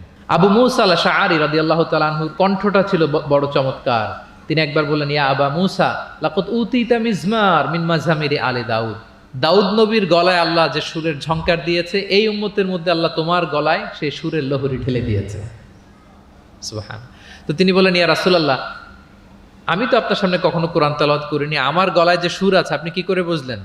প্রিয় নবীজি বলেন, গত রাতে তোমার ঘরের পাশ দিয়ে যাচ্ছিলাম, তুমি যে তেলাওয়াত করছিলে আমি দরজার বাইরে, ঘরের দেয়ালের বাইরে দাঁড়িয়ে দাঁড়িয়ে শুনছিলাম। আবু মুসা বলে, ইয়া রাসূলুল্লাহ, আপনি শুনছিলেন, এটা যদি আমি টের পেতাম আমি ফজর পর্যন্ত শুধু তেলাওয়াত করতেই থাকতাম। সুবহানাল্লাহ পড়বেন না? তাহলে আমরা যেন এপ্রিসিয়েট করি। প্রিয় নবীজি এপ্রিসিয়েট করতেন, সাহাবাদেরকে যথাযথ তারবিয়া দিতেন, তাদের সাথে মাঝে মাঝে রসিকতা করতেন, খোশ গল্প করতেন, সাহাবীদের সাথে একসাথে মিলেমিশে কাজ করতেন। মসজিদ নির্মাণের ঘটনা আমরা জানি, কোবা মসজিদ, মসজিদে নববী। এমন না যে চেয়ারে বসে থেকে এই তোমরা মসজিদ বানাও, না। একজন ট্রু লিডারের বৈশিষ্ট্য হচ্ছে উনি সামনে এগিয়ে যাবেন, ওনাকে দেখে দেখে ফলোয়াররা ফলো করবে, ঠিক কিনা? প্রিয় নবীজি নিজে মাটি বহন করেছেন, পাথর বহন করেছেন, নিজে খন্দকের পরীক্ষা খনন করেছেন, পেটে পাথর বেঁধেছেন। এটা ছিল সাহাবাদের সাথে প্রিয় নবীজির ইন্টারাকশন, ডিলিংস, মেলামেশা। এবার আমরা একটু দেখি যে প্রিয় নবীর যারা খাদেম ছিলেন, কর্মচারী ছিল, তাদের সাথে কেমন আচরণ ছিল। আমরা তো আমাদের বাসায় পান থেকে চুন খসলেই হাত তুলে ফেলি কাজের লোকদের গায়ে, এরকম দেখি না আমরা? দেখেছেন পত্রপত্রিকায়? খুব বেশি মানুষের অধিকার নিয়ে কথা বলে, মানবাধিকার কর্মী, কিন্তু ঘরের গৃহকর্মী যারা আছে পিটিয়ে একেবারে পিঠ লাল করে ফেলছে, এরকম দেখি না আমরা? কথার কাজের কোনো মিল নাই। কিন্তু প্রিয় নবীজির বায়োগ্রাফি যদি আমরা স্ক্যান করি তাহলে দেখবো আম্মা জান আয়েশা রাদিয়াল্লাহু তাআলা আনহা বলেন, তিনি কখনো তার কোনো কর্মচারীর গায়ে হাত তুলেননি। আরে হাত তোলা তো দূর কি বাত, তিনি কটু কথাও বলেন নাই, ধমকও দেন নাই। সরাসরি ওনার খাদেম আনাস রাদিয়াল্লাহু তাআলা আনহুর জবানবন্দি শুনুন। ডিরেক্ট কারো ব্যাপারে জানতে হলে আপনি তার ড্রাইভারের কাছ থেকে খোঁজ পাবেন, কর্মচারীর কাছ থেকে খোঁজ পাবেন, মানে ঘরের কাজের বুয়ার কাছ থেকে খোঁজ পাবেন, দারোয়ানের কাছ থেকে খোঁজ পাবেন। বিশ্বনবীর দারোয়ান বা কর্মচারীর কাছ থেকে শুনেন ওনার আচরণের ব্যাপারে। আনাস রাদিয়াল্লাহু তাআলা আনহু বলেন, আমি 1 বছর 2 বছর নয়, টানা 10 বছর বিশ্বনবীর খাদেম ছিলাম। কয় বছর? এই 10 বছরের এই লং পিরিয়ড অফ টাইমে কখনো তিনি আমার কোনো কাজে বিরক্ত হয়ে এই শব্দটা বলেন নাই। তিনি কখনো বলেন নাই যে আনাস এটা কেন করেছ, কখনো বলেন নাই যে আনাস এটা কেন করো নাই, করছো কেন এটাও বলে নাই, এটা করো নাই কেন এটাও বলেন নাই। আল্লাহু আকবার। একবার তিনি ওনার একটা জামা আনতে পাঠালেন আনাসকে, যে আনাস আমার এই জামাটা নিয়ে আস। ছোট্ট আনাস আনতে যেয়ে মদিনার রাস্তায় দেখে যে বাচ্চারা খেলাধুলা করে, তো জামা আনার কথা ভুলে যে সেও বাচ্চাদের সাথে খেলা দেখতে আরম্ভ করছে। এখন আল্লাহ রাসূল সাল্লাল্লাহু আলাইহি ওয়াসাল্লাম অনেকক্ষণ বসে আছেন, কি আমার জামা তো আসে না, আনাসও আসে না, ঘটনা কি? আসে না। তিনি বললেন যে যাই, কি আর করা, নিজের জামা নিজেই নিয়ে আসি। বের হলেন, বের হয়ে দেখেন মদিনার এক গলির মধ্যে মদিনার অন্যান্য বাচ্চাদের সাথে প্রিয় নবীজির আনাস সেখানে দাঁড়িয়ে আছে। তিনি চোখ বড় করলেন না, চোখ লাল করলেন না, ধমক দিলেন না, শাসালেন না, উনিও আস্তে করে আনাস রাদিয়াল্লাহু তাআলা আনহুর পিছনে যে দাঁড়িয়ে রইলেন। এখন খেলা দেখে, এদিকে দেখে ওদিকে দেখে, দেখতে দেখতে হঠাৎ আনাস রাদিয়াল্লাহু দেখেন যে পিছনে কে দাঁড়িয়ে আছে? স্বয়ং প্রিয় নবীজি দাঁড়িয়ে আছে। উনি ভয় পেয়ে গেলেন। আল্লাহ রাসূল সাল্লাল্লাহু আলাইহি সাল্লাম আনাস রাদিয়াল্লাহু তাআলা আনহুকে কিছুই বললেন না, ধমক দিলেন না, শাসালেন না, পিট্টি দিলেন না, জাস্ট এ স্মাইল, শুধু একটা মুচকি হাসি দিলেন। কি দিলেন? আনাস রাদিয়াল্লাহু তাআলা আনহু বলেন, সেদিনের বিশ্বনবীর সেদিনের মুচকি হাসির শাসন মৃত্যুর আগ পর্যন্ত আমাকে সোজা পথে রেখেছে। তাহলে প্রিয় বন্ধুরা, শাসন করতে জানলে বেদ দিয়ে শাসন করতে হয় না, গায়ে হাত তুলতে হয় না, ধমকাতে হয় না। শাসন করতে জানলে সামান্য একটা মুচকি হাসি দিয়ে শাসন করা যায়, ঠিক কিনা বলেন? কর্মচারীদের সাথে বিশ্বনবী সাল্লাল্লাহু আলাইহি ওয়াসাল্লামের আচরণ ছিল ঠিক এমন। এবার আমরা দেখি স্ত্রীদের সাথে কেমন আচরণ করতেন তিনি। স্ত্রীদেরকেও তিনি আগে সালাম দিতেন। স্ত্রীদেরকে কি করতেন? আগে সালাম দিতেন। আমাদের মধ্যে একটা ভুল বোঝাবুঝি আছে, আমরা অনেক সময় মনে করি যে না, স্ত্রীদের হয়তো আগে সালাম দিতে হবে, স্বামীরা সালাম দিবে না, এরকম একটা টেন্ডেন্সি থাকে। এটা ভুল। সবাইকে আগে সালাম দেওয়ার একটা কম্পিটিশন আমাদের মধ্যে থাকতে হবে। সালাম মানে হচ্ছে শান্তি। সালাম মানে কি? শান্তি। আপনি যদি ঘরে শান্তি ঢুকাতে চান, আগে সালাম দিবেন। আমাদের ঘরটা, আমাদের প্রত্যেকের পরিবার, ঘর, সংসার এটা শান্তিময় হোক, বলুন তো আমরা চাই কি চাই না? তাহলে এই ঘরে আমরা সালাম ঢুকাবো। কি ঢুকাবো? আওয়াজ করে সবাই বলুন, কি ঢুকাবো? ঘরে যেই প্রথমে কি করব আমরা? ঘরে যেই আমরা সালাম দিয়ে ফেলবো, আসসালামু আলাইকুম। দেখবেন যে কোনো ঝগড়া নাই, কোনো অশান্তি নাই। অনেকে বলে যে হুজুর ঘরের ভেতরে শুধু অশান্তি, অনেক অশান্তি, অনেক ঝগড়া। এরকম হয় আপনাদের? আপনাদের হয়? এর কারণ হচ্ছে শান্তির পয়গাম আমরা ঘরে ঢুকাই নাই। শান্তির পয়গাম আমরা ঘরে ঢুকাই নাই। ঘরে ঢুকে আমরা সালাম দিব। প্রিয় নবীজি আগে সালাম দিতেন। আম্মা জান আয়েশা বলেন যে অনেক চেষ্টা করেছি আমি দিব, লুকিয়ে থাকতাম মাঝে মাঝে, কিন্তু অনেক দূরে থেকে বিশ্বনবী বলে ফেলতেন আসসালামু আলাইকুম রাহমাতুল্লাহ। স্ত্রীদেরকে আগে সালাম দিতেন। মসজিদ থেকে, নামাজ থেকে বের হয়ে স্ত্রীদেরকে ঘর পর্যন্ত পৌঁছে দিতেন। ঘরের ছোটখাটো কাজে তিনি সহায়তা করতেন। নিজের জামা সেলাই করতেন, মাঝে মাঝে জামা থেকে, চুল থেকে উকুন বের করতেন, হাদিসে আছে। ছাগলের দুধ নিজে দহন করতেন, হাদিসে আছে। সাংসারিক কাজে সহযোগিতা করতেন এবং খুবই হৃদ্যতাপূর্ণ সম্পর্ক ছিল স্ত্রীদের সাথে। আম্মা জান আয়েশা রাদিয়াল্লাহু তাআলা আনহা কোনো পেয়ালার যেই জায়গা থেকে দুধ পান করতেন, ঠিক পেয়ালাটা নিয়ে ওই জায়গা থেকেই প্রিয় নবীজি দুধ পান করতেন। আম্মা জান আয়েশা রাদিয়াল্লাহু তাআলা আনহা কোনো গোশত বা হাড্ডি কিছু অংশ খেয়ে রেখে দিলে প্রিয় নবীজি ওইটা নিয়ে ওখান থেকে খাওয়া শুরু করে দিতেন। মাইমুনা রাদিয়াল্লাহু তাআলা আনহা এবং প্রিয় নবীজি, ওনার স্ত্রী আমাদের আম্মা জান, একই মগ দিয়ে, একই বালতি থেকে একসাথে শেয়ার করে গোসল করেছেন, হাদিসে এসেছে। কত মধুর সম্পর্ক ছিল। একবার আয়েশা রাদিয়াল্লাহু তাআলা আনহাকে নিয়ে তিনি একটা সফরে বেরিয়েছেন। মরুভূমির মাঝখানে পুরো কাফেলাকে তিনি ইনস্ট্রাকশন দিলেন, তাকাদ্দামু তাকাদ্দামু, মানে তোমরা এগো, সামনে আগো, সবাই সামনে যাও। পুরো কাফেলা সামনে চলে গেল। এবার মরুভূমির মাঝখানে কেউ নাই, প্রিয় নবীজি আর আয়েশা রাদিয়াল্লাহু তাআলা। আল্লাহ রাসূল সাল্লাল্লাহু আলাইহি ওয়াসাল্লাম বললেন যে আয়েশা, চলো আমরা একটু দৌড় প্রতিযোগিতা করি, দেখি কে কার আগে দৌড়াতে পারে। তো দুজনেই দৌড়ালেন। ওই সময়টাতে আম্মা জান আয়েশা রাদিয়াল্লাহু তাআলা আনহা বয়স কম ছিল, একটু গড়নে পাতলা ছিলেন। উনি দৌড়ে ফাস্ট হয়ে গেলেন, আগে চলে গেলেন। প্রিয় নবীজি পেছনে পড়ে রইলেন। ঠিক একই ঘটনার অবতারণা ঘটলো আরো কয়েক বছর পরে আরেক সফরে। আবারও প্রিয় নবীজি সবাইকে বললেন তাকাদ্দামু তাকাদ্দামু, মানে পুরো কাফেলা সামনে যাও। কাফেলা আবার সামনে চলে গেল। মাঝ রাতে প্রিয় নবীজি আবার আম্মা জান আয়েশাকে বললেন যে আয়েশা, চলো আজকেও আমরা একটু দৌড় প্রতিযোগিতা করি। কিন্তু কয়েক বছরের ব্যবধানে আম্মা জান আয়েশা রাদিয়াল্লাহু তাআলা আনহা তখন একটু হেলদি হয়ে গেছেন, আগের মতো আর জোরসে দৌড়াতে পারছেন না। ওই দিন প্রিয় নবীজি আম্মা জান আয়েশাকে পেছনে ফেলে তিনি সামনে চলে গেলেন। আম্মা জান আয়েশা রাদিয়াল্লাহু তাআলা আনহা পেছনে পড়ে রইলেন। তো প্রিয় নবীজি আয়েশা রাদিয়াল্লাহু তাআলা আনহাকে বলেন, ইয়া আয়েশা হাদিহি বিতিলকা সাবকা, ওই যে বছর কয়েক আগে তুমি আমাকে হারায় দিছিলে, আজকে তোমাকে হারায় দিলাম। 3-4 বছর আগে তুমি হয়ে গেছিলা চ্যাম্পিয়ন, আমাকে হারায় দিছো, আজকে ওটার শোধবাদ করে নিলাম, সমান সমান হয়ে গেল। আল্লাহু আকবার! কি সুমধুর, কি অমায়িক, কি জান্নাতি সম্পর্ক ছিল। তাই বলে স্বামী স্ত্রীর মাঝে যে কোনো খুনসুটি, মিষ্টি ঝগড়া, মনোমালিন্য চলতো না এমনটা না, চলতো।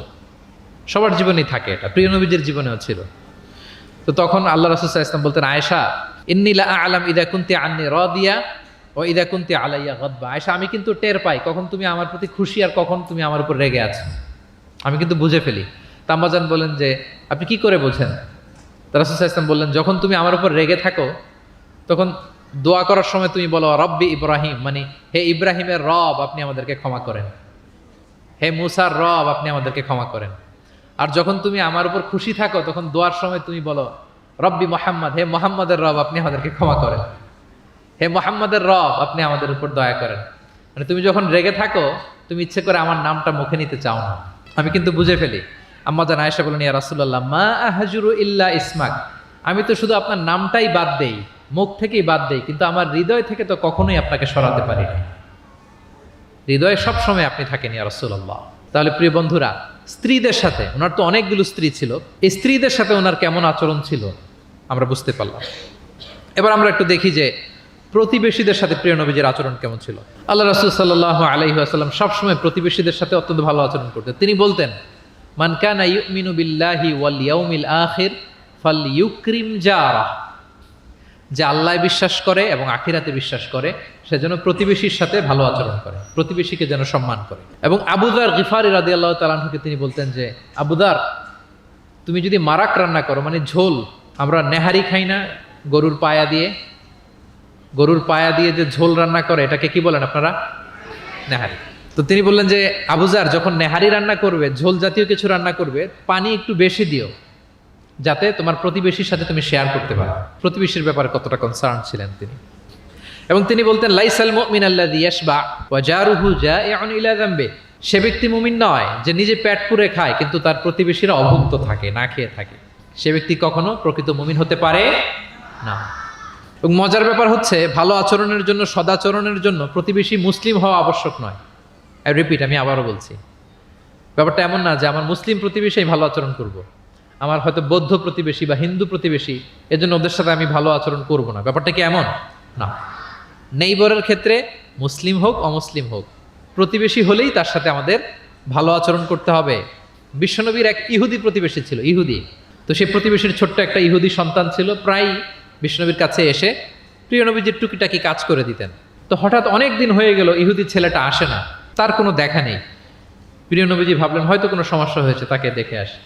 তার বাড়িতে যেয়ে দেখলেন যে ছেলে বড্ড অসুস্থ, প্রচণ্ড অসুস্থ হয়ে কাতরাচ্ছে, বিছানায় শুয়ে আছে। রাসূল সাল্লাল্লাহু আলাইহি ওয়াসাল্লাম তার পাশে বসলেন, তার মাথায় হাত বুলিয়ে দিলেন এবং ইহুদি ছেলেটার দিকে তাকিয়ে বললেন আসলিম, অর্থাৎ তুমি ইসলাম ধর্ম গ্রহণ করো। দেখেন প্রিয় নবীজির স্ট্র্যাটেজি দেখেন। এই ছেলের সাথে অনেক দেখা হয়েছে, প্রিয় নবীজির বাসায় এসেছে, কাজ করে দিয়েছে, কিন্তু এই ইহুদির বাচ্চাটাকে কখনো দিনের দাওয়াত তিনি দেন নাই। কেন? কারণ তিনি একটা ভালো সময়ের অপেক্ষা করতেছিলেন। তিনি দেখলেন যে this is the right time to give দাওয়া, এখনই সুন্দর সময়, কারণ সে অসুস্থ অবস্থা, একের মুমূর্ষ কাতর, এখন দাওয়াত দিলে এটা কাজে লাগবে। তিনি বললেন আসলিম, ইসলাম ধর্ম গ্রহণ করো। তো পাশেই তার ইহুদি বাবা দাঁড়িয়েছিল। ফানাযারা ইলা ওয়াজহি আবি, এটা বলার সাথে সাথে ইহুদি ছেলেটা বাবার দিকে তাকালো যে দেখি বাবা কি বলে। তার বাবা, ইহুদি বাবা বলতে আরম্ভ করলো আতি আবুল কাসেম, মানে আবুল কাসেম যা বলে তুমি তাই শোনো। প্রিয় নবীজির প্রথম সন্তান হচ্ছে কাসিম। আমাদের দেশে হয় না যে বড় মেয়ের নাম ধরেন যে সুমাইয়া, তো বলে যায় সুমাইয়ার বাবা, সুমাইয়ার বাবা বলে না। বা ধরেন যে ছেলের নাম, বড় ছেলে আব্দুল্লাহ, বলে যায় আব্দুল্লাহর বাবা কোথায়। তো আরবেও এই প্রচলনটা ছিল। রাসূল সাল্লাল্লাহু আলাইহি ওয়াসাল্লামের প্রথম সন্তানের নাম ছিল কাসিম, তো ফলে ওনাকে ডাকা হতো কাসিমের বাবা তখন পর্যন্ত, আবুল কাসিম, আবুল কাসিম। ইহুদি বলে, ছেলেটাকে বলে আতিয়া আবুল কাসিম, মানে আবুল কাসিম যা বলে তাই শোনো। এবার রাসূল সাল্লাল্লাহু আলাইহি ওয়াসাল্লাম দেখলেন যে এখনই তো সুযোগ, তিনি পড়তে আরম্ভ করলেন যে তুমি আমার সাথে সাথে পড়ো। এবার ছেলেটা পড়তে আরম্ভ করলো আশহাদু আল্লা ইলাহা ইল্লাল্লাহ ও আশহাদু আন্না মুহাম্মাদান আবদুহু ওয়া রাসূলুহু। রাসূল সাল্লাল্লাহু আলাইহি ওয়াসাল্লাম বের হয়ে আসলেন আর পড়তে আরম্ভ করলেন আলহামদুলিল্লাহিল্লাযী আনকাযাহু মিনান নার, প্রশংসা সে আল্লাহর যে আল্লাহ তাআলা যে কিছুক্ষণ আগে জাহান্নামের পথযাত্রী ছিল তাকে এই শাহাদাতের মাধ্যমে মুহূর্তেই জান্নাতি বানিয়ে দিলেন। মুহূর্তেই এই ইহুদি ছেলেটাকে জান্নাতে বানিয়ে দিল কে? দেখেন প্রতিবেশীর সাথে প্রিয় নবীজির কেমন আচরণ, সবসময় প্রতিবেশীর খোঁজ রাখতেন। সো আমরা আমাদের আশেপাশে যারা আছে একটু যেন খোঁজ রাখি। এখন তো এই যে অ্যাপার্টমেন্ট কালচারে কে প্রতিবেশী কার দরজা খোলা, কে কোন দিকে থাকে আমরা জানিই না। কিন্তু সুযোগ হলে আমার আশেপাশে যারা আছে আমরা যেন একটু খোঁজ রাখি, সুস্থ আছে কিনা, তাদের কোনো ধরনের সমস্যা হচ্ছে কিনা, কোনোভাবে আমি তাদের কাজে লাগতে পারি কিনা, ফিনান্সিয়ালি সাপোর্ট অথবা পরামর্শ দিয়ে হলো আমরা যেন তাদেরকে সাপোর্ট করি। তাহলে প্রতিবেশীর সাথে প্রিয় নবীজির বিহেভিয়ার কেমন ছিল আমরা জেনে গেলাম। এবার আমরা জানবো যুদ্ধবন্দীদের সাথে প্রিয় নবীজির কেমন আচরণ ছিল। POW, prisoner of war. আমরা তো আবু গারিব কারাবারের কথা শুনেছি, আবু গারিব শুনেছি না? গুয়ান্তানামো বে, আয়নাঘর, এটা তো সবাই শুনেছি। আয়নাঘরের নাম শোনেন নাই? কি ধরনের নির্যাতন হয়েছে সেখানে, যারা বেরিয়ে আসছে তাদের কথা যখন আমরা শুনেছি আমাদের গা শিউরে উঠেছে। যুগে যুগে যুদ্ধবন্দীদের সাথে মানুষ কেমন আচরণ করতো। আয়নাঘরেরা তো আর যুদ্ধবন্দী না, তো এদেশের স্বাধীন নাগরিকদের উপর জুলুম করা হয়েছে, অপারেশন চালানো হয়েছে। তো যুদ্ধবন্দীদের সাথে প্রিয় নবীজির আচরণ কেমন ছিল আমরা যদি একটু দেখি, কম্পেয়ার টু এই আবু গারিব, গুয়ান্তানামো বে, এই সমস্ত আয়নাঘরের যে ইনসিডেন্ট আমাদের সামনে আছে, এটাকে একটু সামনে রেখে যদি দেখি যে যুদ্ধে যদি কেউ বন্দী হতো প্রিয় নবীজির হাতে, উনি কি আচরণ করতেন। আমরা যদি বদরের যুদ্ধ শেষে যারা বন্দী হয়েছে তাদের ঘটনা দেখি, দেখবো যে প্রিয় নবীজি সাহাবীদের মাঝে তাদেরকে ভাগ করে দিয়েছেন এবং সব সাহাবীদেরকে এই যুদ্ধবন্দীদের সাথে ভালো আচরণের নির্দেশ দিয়েছেন। সাহাবারাও এই নির্দেশনা অক্ষরে অক্ষরে পালন করেছে। তারা তুলনামূলক কম দামি খাবারটা খেয়ে যুদ্ধবন্দীদেরকে দামি খাবারটা খাইয়েছে। সুবহানাল্লাহ। একটা ছোট্ট ঘটনা শেয়ার করলে বুঝতে পারবেন যে প্রিয় নবীজি যুদ্ধবন্দীদের সাথে কেমন আচরণ করতেন। সুমামা ইবনে উসাল রাদিয়াল্লাহু তাআলা আনহু, উনি ইয়ামামার অধিবাসী ছিলেন। আল্লাহ রাসূল সাল্লাল্লাহু আলাইহি সাল্লামকে অ্যাসাসিনেট করার জন্য, মানে গোপনে হত্যার জন্য তিনি মদিনায় এসে সাহাবীদের হাতে ধরা পড়েন। সাহাবীরা ওনাকে মসজিদে নববীর পিলারের সাথে রশি দিয়ে বেঁধে রাখে এবং প্রিয় নবীজির কাছে তথ্যটি পৌঁছান যে ইয়া রাসূলুল্লাহ আপনাকে হত্যা করতে এসেছিল, আমরা তাকে ধরেছি, মসজিদে নববীর পিলারে বেঁধেছি। রাসূল সাল্লাল্লাহু আলাইহি ওয়াসাল্লাম তার কাছে গেলেন, তার খোঁজ খবর নিলেন, ইসলামের বিভিন্ন সুন্দর সুন্দর কথা, দ্য বিউটি অফ ইসলাম তার সামনে তুলে ধরলেন এবং সাহাবাদেরকে বললেন যে তাকে ভালো ভালো খাবার দাও। বাড়িতে এসে বললেন রুটি বানাও, জব দিয়ে রুটি বানিয়ে সুমামার জন্য পাঠাও। সুমামা প্রথমে রুটি খেলো। এরপরের দিন এক সাহাবীকে বললেন যে তুমি ওটের দুধ দহন করে গরম গরম দুধ তার জন্য নিয়ে যাও। এরপরের দিন সে দুধ খেলো। এভাবে প্রিয় নবীজি প্রতিদিন তার সাথে দেখা করেন এবং ইসলামের সুন্দর সুন্দর কথাগুলো তাকে শোনান। সুমামা তো অবাক যে তোমরা যুদ্ধবন্দীদের সাথে এমন আচরণ করো। সুমামা রীতিমতো অবাক যে জামাই আদর চলতেছে টানা 3 দিন। আর রাসূল সাল্লাল্লাহু আলাইহি ওয়াসাল্লামের কাছে যখন ইসলামের বিভিন্ন বিষয়গুলো সে শুনতে শুনতে অবাক হয়ে ইসলামের প্রতি তিনি আকৃষ্ট হতে লাগলেন। টানা 3 দিন তাকে যখন প্রিয় নবীজি দাওয়াত দিলেন, আপ্যায়ন করলেন, 3 দিন পরে প্রিয় নবীজি সাহাবীদেরকে বললেন যাও এবার মসজিদে নববীর ওখানে যে সুমামার দেহ থেকে রশিটা খুলে দাও। সাহাবারা বললেন ইয়া রাসূলুল্লাহ সে ভয়ঙ্কর খুনি, সে অত্যন্ত ভয়ঙ্কর, আপনি তাকে চিনেন না। প্রিয় নবীজি বললেন আমি যা বললাম তাই করো, যাও তার রশিটা খুলে দাও। সাহাবারা যে এবার সুমামার রশিটা খুলে দিল। সুমামা তখন মসজিদ থেকে বের হয়ে মসজিদে নববীর পাশে একটা কুয়া ছিল, ওই কুয়ার ওখানে যে গোসল করলেন, গোসল করে অজু করে আসলেন। এসে মসজিদে নববীর সামনে দাঁড়িয়ে সাক্ষ্য দিলেন আশহাদু আল্লাহ ইলাহা ইল্লাল্লাহ ওয়া আশহাদু আন্না মুহাম্মাদান আবদুহু ওয়া রাসূলুহু। এবার তিনি বললেন হে আল্লাহর রাসূল আমি সাক্ষ্য দিচ্ছি আল্লাহ ছাড়া কোনো ইলাহ নেই এবং আপনি আল্লাহর প্রেরিত রাসূল। তিনি বললেন হে মুহাম্মদ এতদিন আপনার চাইতে কোনো অপ্রিয় চেহারা আমার কাছে ছিল না, সবচেয়ে অপছন্দ করতাম আপনাকে, কিন্তু এই মুহূর্তে থেকে আপনার চাইতে কোনো প্রিয় ব্যক্তিত্ব আমার জীবনে আর নাই। হে মুহাম্মদ মদিনার চাইতে নিকৃষ্ট কোনো স্থান আমার কাছে ছিল না, কিন্তু আজ থেকে মদিনার চাইতে পবিত্র কোনো জায়গা আমার কলিজায় নাই। হে মুহাম্মদ আজ পর্যন্ত ইসলামের চাইতে অপছন্দনীয় কোনো ধর্ম আমার কাছে ছিল না, কিন্তু এই মুহূর্ত থেকে ইসলামের চাইতে কোনো প্রিয় ধর্ম আমার কাছে না। আল্লাহু আকবার, আল্লাহু আকবার। যুদ্ধবন্দীদের সাথে বিষ্ণু ইসলাম কেমন আচরণ করেছেন। ঘোর শত্রু প্রিয় নবীজির ফলোয়ারে পরিণত হয়েছে, পরম বন্ধুতে পরিণত হয়েছে। সম্মানিত সুধী, এটা ছিল বিষ্ণু ইসলামের আচরণ যুদ্ধবন্দীদের সাথে। ভিক্ষুকের সাথে কেমন আচরণ করতেন। প্রিয় নবীজির একটা অভ্যাস ছিল, কেউ কিছু চাইলে না করতে পারতেন না। ওনার ডিকশনারিতে না ছিল না। কি ছিল না? সবাই বলুন কি ছিল না? কেউ এসে কোনো ফরিয়াদি চাইবে, উনি বলবেন না, এটা উনি বলতে পারতেন। একবার ওনার কাছে মাত্র একটা জামা, কয়টা জামা? মাত্র একটা জামা। এক ফরিয়াদি এসে বললেন ইয়া রাসূলুল্লাহ আমাকে একটা জামা দেন। তো উনি তো না করতে পারেন না, ওইটাই খুলে দিয়ে দিলেন। এবার তো উনি পড়তেও পারেন না জামা, বাইরেও বেরোতে পারেন না, খালি গায়ে কি করবেন? আল্লাহ আয়াত নাজিল করলেন ওয়াল্লাযীনা ইযা আনফাকু লাম ইউসরিফু ওয়া লাম ইয়াকতুরু ওয়া কানা বাইনা যালিকা কাওয়ামা।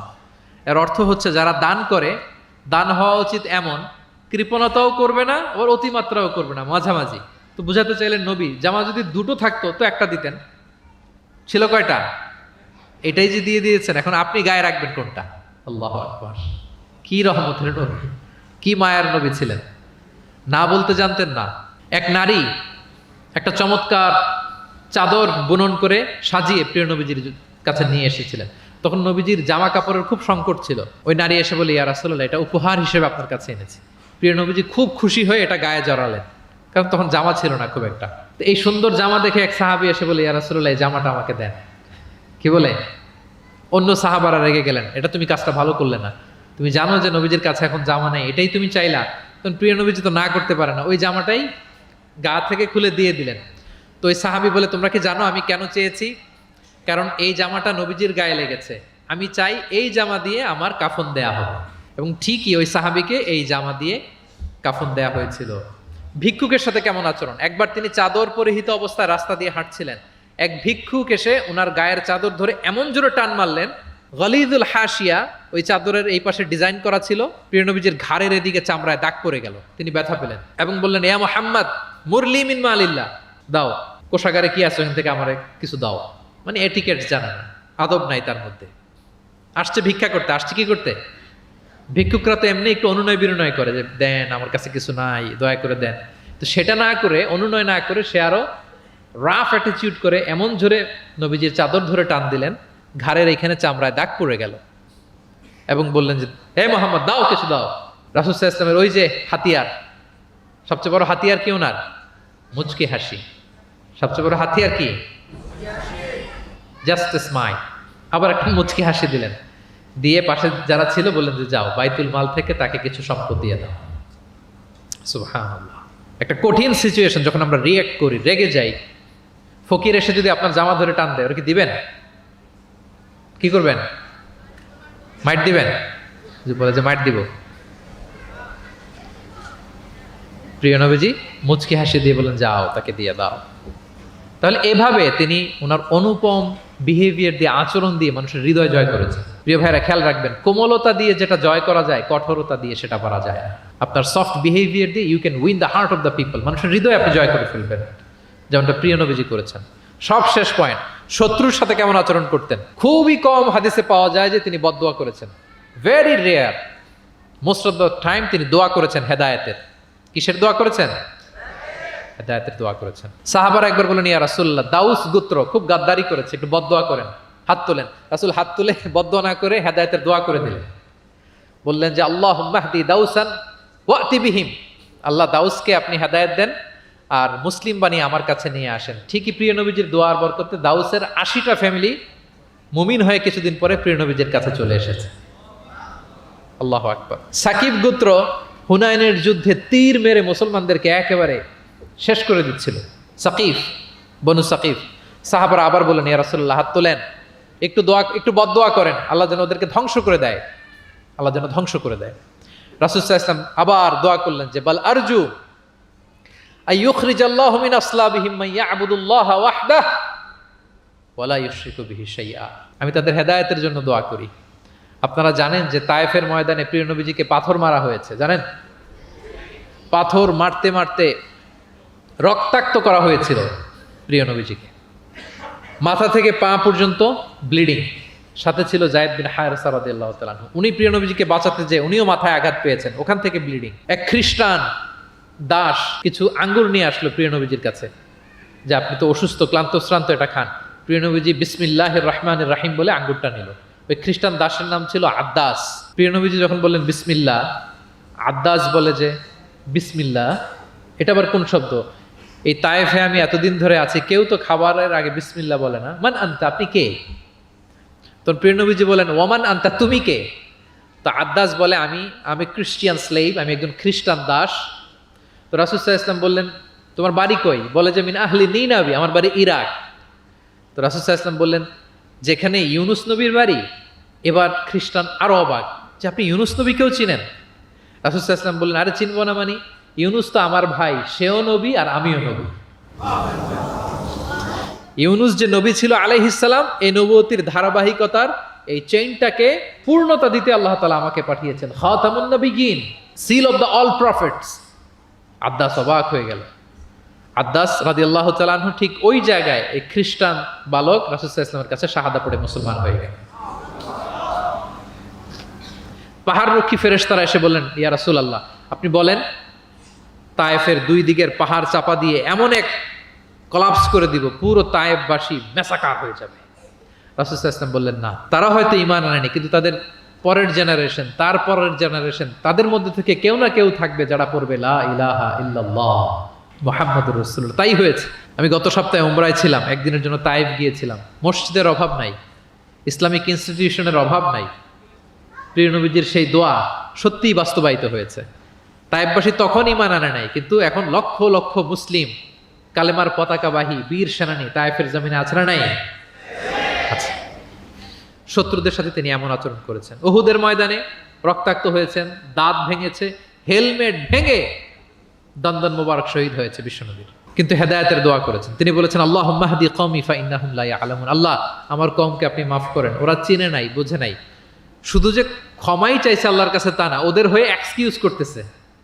শুধু এতটুকু করলে হয়তো যে আল্লাহ ক্ষমা করে দেন, শুধু এতটুকুই না, আবার বলতেছে আল্লাহ ওরা বুঝে নাই। ছোট মানুষ ভুল করলে আমরা কি বলি? যে কেন ভুলটা করছে, কারণ বুঝে। ওর হয়ে আমরা ওকালতি করি। তো প্রিয় নবীজি বলতেছেন আল্লাহ তাদেরকে হেদায়েত দেন আমার কওমকে, কারণ ফাইন্নাহুম লা ইয়ালামুন, আমি যে নবী তারা চিনে নাই, তারা আমাকে চিনে নাই, তারা বুঝতে পারে নাই। এভাবে আল্লাহ রাসূল সাল্লাল্লাহু আলাইহি ওয়াসাল্লাম শত্রুদের সাথে যুদ্ধের ময়দানে আচরণ করেছেন। যুদ্ধের ময়দানে প্রিয় নবীজির কঠোর নির্দেশনা ছিল খবরদার কোনো নারীর গায়ে হাত তুলবে না। কোনো শিশুর গায়ে হাত তুলবে না, কোনো বিধর্মী পাদ্রীর গায়ে হাত তুলবে না, যুদ্ধ থেকে বিরত আছে নিউট্রাল এমন কোনো মানুষের গায়ে হাত তুলবে না। আত্মসমর্পণ করে তোমাদের কাছে সিকিউরিটি চাচ্ছে, আত্মসমর্পণ করেছে, নিরাপত্তা চাচ্ছে, তাদের গায়ে হাত তুলবে না। ওই এলাকার গবাদি পশুর গায়ে হাত তুলবে না, কৃষিজ পণ্যকে ডিস্ট্রয় করবে না। যুদ্ধের ময়দানে এই নির্দেশনাগুলো বিষ্ণু ইসা ইসলাম দিয়েছেন, এবং এগুলোর কারণেই শত্রুরাও বিষ্ণু ইসা ইসলামের বন্ধুতে পরিণত হয়েছেন। আমরা জানি যে এলাকায় থাকতে দেয় নাই, তায়েফে গিয়েছে, থাকতে দেয় নাই, আত্মীয় স্বজন সহ mental torture, physical torture and what not, কি করে নাই কোরাইশরা। সেই কোরাইশদের কাছে যখন অষ্টম হিজরিতে বিজয়ীর বেশে তিনি গেলেন, থার থার করে কাঁপতেছিল কোরাইশরা যে হায় রে, আজকে তো গত এই কয়েক যুগের প্রতিশোধ মোহাম্মদ নিবে, রক্তের বন্যা বইয়ে দিবে আজকে মক্কায়। কিন্তু সবার দিকে তাকিয়ে বিশ্বনবী কি বললেন? লা তাসরিবা আলাইকুমুল ইয়াউম ইযহাবু ফাআনতুমুত তালাকা, যাও আজকে ক্ষমা করে দিলাম। ভাই ভাইয়ের সাথে যে আচরণ করবে আজকে আমি তোমাদের সাথে ওই আচরণ করলাম। সুবহানাল্লাহ।